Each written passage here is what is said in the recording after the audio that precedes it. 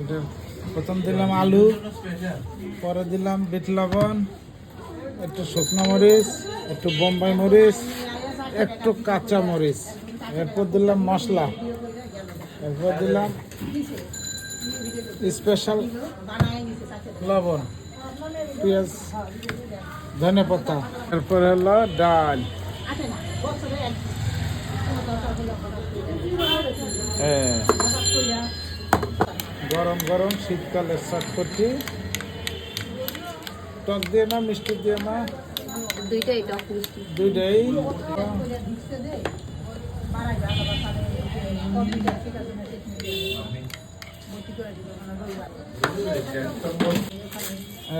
তারপর দিলাম ডিম,